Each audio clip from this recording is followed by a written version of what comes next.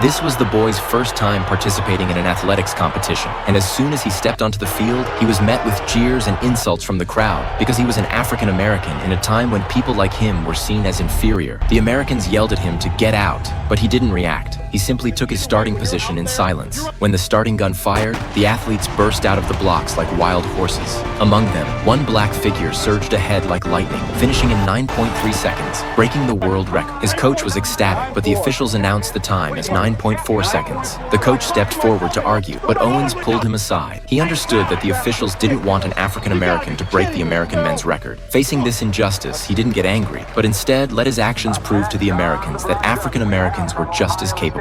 Next was the long jump event. He placed a handkerchief at 7.98 meters, the previous world record for the jump. Now he's just showing off.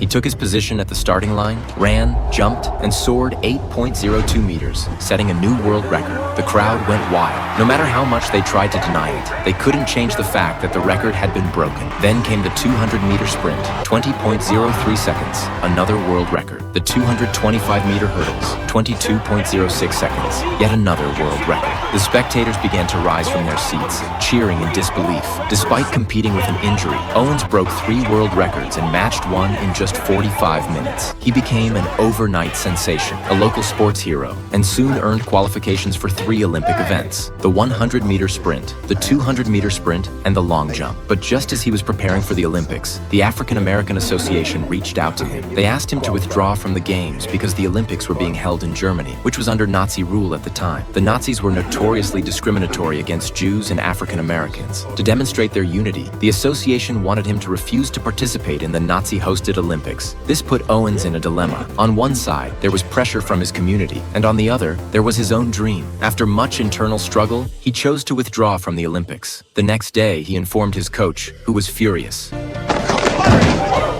got a chance to be a part of history and you're gonna walk away from it, huh? Throw it away?